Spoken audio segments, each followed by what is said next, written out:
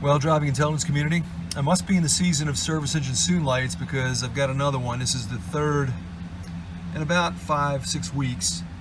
Turns out that it is P0430, indicating I've got a catalyst system efficiency problem. Now, I had this before and I corrected it with a little device. It's a defouling device for spark plugs. Worked perfectly when I took off the back two cats for this truck. Well, I'm going to try to figure out if that's my problem this time.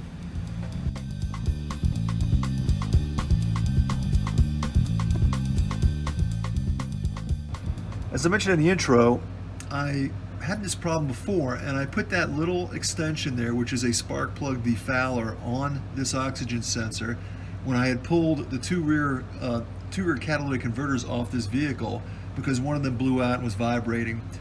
And because I wasn't getting enough catalyst efficiency as measured by the computer, I was getting a code similar to what I've got right now. I don't have this on the driver's side, so I got to figure out if that is my problem. This is my downstream oxygen sensor on the driver's side, which is bank 2, and hopefully this is the problem. But I want to do a little bit of diagnostics on the engine. I want to check and see if I've got good performance from these oxygen sensors, and that's not my problem. What causes a P0430? To explain this, I need to get into the basics of the ECU strategy. The upstream O2 sensors measure combustion performance, and this, of course, tells the ECU whether or not to richen or lean the mixture. The downstream O2 sensor measures catalytic converter performance, and basically this is an indication of whether or not your catalytic converter is performing as it should be. A high O2 voltage indicates low oxygen content in the exhaust, and that's a rich condition. Low O2 voltage indicates a high oxygen content or a lean condition. And the ECU determines catalytic converter performance by using these two O2 sensor cycles and comparing them to each other. Specifically, with the O2 F150 ECU strategy, the ECU counts oscillations of both the downstream and upstream O2 sensors and divides them by each other. If that number is less than 75%, it indicates that there is still good efficiency coming from the catalytic converter. But if it goes over 75%, that's an indication that there's a problem, hence the P0430 or P0420. Analyzing the data from my OBD tool, which I'll link below, you can see that all the sensors are working properly. They're all cycling except for bank 1 sensor 2, which is primarily because I put a fix on that catalytic converter in that O2 sensor previously. The bad thing is that bank 2 sensor 2 is cycling just like bank 1 sensor 2, which indicates that the catalytic converter is doing nothing. It's just allowing untreated exhaust gases to exit the tailpipe. So the solutions to this, the primary and most effective solution is to replace the catalytic converter, or I can do the same thing I did with my bank 1 sensor 2 problem, and that's mask the downstream sensor by putting a spacer between the oxygen sensor and the exhaust stream. Now I'm choosing option 2, given I need to replace all 4 catalytic converters if I do this, or at least have them cut in and professionally installed. I don't recommend this solution because it is illegal across the entire country, and especially in those states that have testing stations, and you'll test your emissions out of your exhaust pipe and they'll do a visual inspection.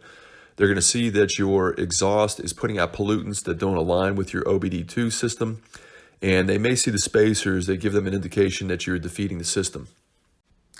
Here is data logging for 2 different vehicles.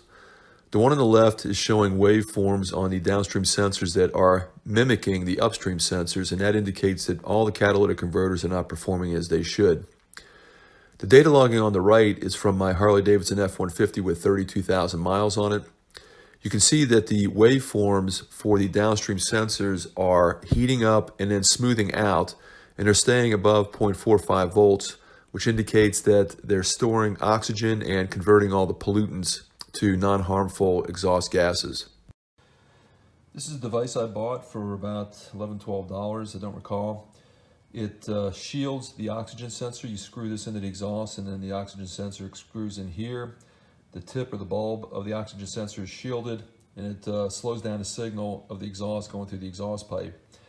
This cap is just screwed on. It was loose when I got it, but I'm going to put a little bit of Loctite on this to make sure that this doesn't come off in the exhaust and go shooting out the exhaust, hitting somebody's windshield, and try it out. I'm to lubricate this oxygen sensor before I take it out with some PB Blaster. The spacer's in there, providing some air gap between the exhaust stream and the oxygen sensor, so that hopefully will stabilize any issues coming from the fact that I don't have a second catalytic converter. We'll see what that looks like in a test. It was a little difficult getting in there because I got the transmission cross member here, and then the exhaust comes down with the transmission, or actually the transfer case right here.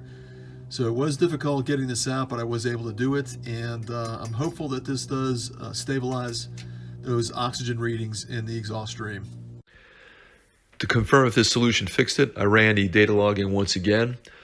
The data logging on the left is before the fix, the one in the center is after the fix, and as a comparison with good catalytic converters, the one on the right is once again my HD F150 with 32,000 miles. You'll see the one in the center is not oscillating as much on Bank 2 Sensor 2 as the original was before the fix. So the computer, using the 75% rule, dividing downstream by upstream, shows that there's not a problem, that there is still some capability in the catalytic converter, and I will not get a check engine light again, which is always a good thing. Hope you enjoyed this. If you did, give me that thumbs up, give me that comment, subscribe, share, and I'll see you next time on Driving Intelligence.